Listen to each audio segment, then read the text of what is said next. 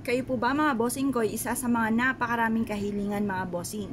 At parang napapansin ninyo na ang inyong kahilingan ay hanggang ngayon kahilingan pa rin at hindi pa ito natutupad. Meron po ako i-share sa inyo po mga bossing ko upang sa ganon, ang ating mga kahilingan, yung mga wishes po natin ay kaagad nating ma-achieve mga bossing. Ngayon pa mga bossing, ano po yan? Kailangan lamang po natin mga bossing ko ng isang malinis na papel. Ang papel mga bossing ko ay nagmula sa kalikasan, kaya swerte po ang dulot nito kung ito ang gagamitin nating pampaswerte. Ganun din po mga bossing, kailangan natin ng kapangyarihan ng bawang, ng pangkalahatan. Yan pa mga bossing, basta focus ka lamang sa mga wini-wish po ninyo, mabilis nyo matutupad ang inyong kahilingan. Tapos kailangan din natin ng pulang sinulid mga bossing. Tapos syempre kailangan natin ng panulat. Ngayon pa mga bossing, isusulat po natin ang lahat ng ating mga wishes mga bossing. Sulat po muna natin dito ang ating tunay na pangalan. Halimbawa ay Apple Pagyo. Yan. Tapos, sulat po natin dito, halimbawa, mananaya kayo. Sabihin nyo po, mananalo ako ng jackpot na sa numero na tinatayaan ko. 7, sample lang po ito. Kung gusto nyo po ha, mga bossing.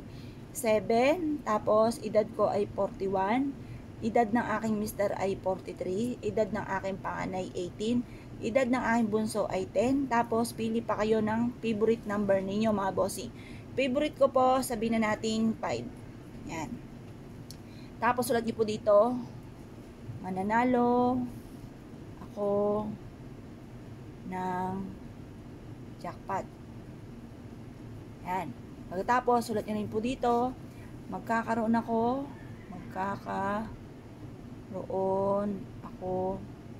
ng malaking bahay. Yan. Pagkatapos, magkakaroon ako ng magagarang sasakyan. Tapos, magkakaroon ako ng negosyo na dito na ako yayaman. O yan. Pagtapos, bahala na po kayo na magdagdag ng mga wishes po ninyo.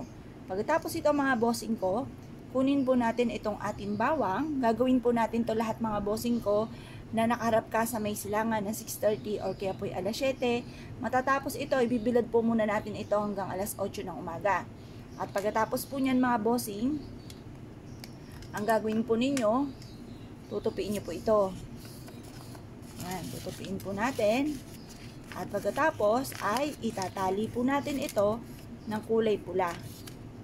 Tapos, tatalian po natin siya. Yan. Ngayon, habang tinatali po natin to, paulit-ulit tayo nagwi-wish, nasa pamamagitan nito, matutupad lahat ang mga kahilingan ko, lahat ang mga pangarap ko, ngayong taon na ito ng 2023 ay matutupad.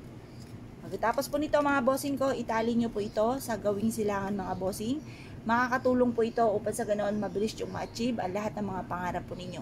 At i-mindset nyo na nasimula na ito ng tagumpay sa buhay. Mas mainam kapag gagawa ka ng mga pampaswerte, sikreto lamang po ito, huwag nyo muna itong ipagsasabi. Kasi pag may nakaalam, may mga kumukontra, hindi ka pa yumayaman, hindi pa natutupad ang mga pangarap, na kontra na kaagad kasi nakaingitan ka kaagad mga bossing. Kaya kailangan sikreto nyo na lamang. Ngayon po mga bossing, hayaan nyo na sila ang ma-amaze dahil nababago ang takbo ng inyong pamumuhay. Ang dami mga napupundar ninyo hanggang sa sila ay magtanong kung anong sikreto po ninyo. Saka nyo na lang i-share kapag po kayo ay naging matagumpay na. Ngayon po mga bossing, kung kayo pinaniwala, ay siya. Good luck po sa inyo po lahat.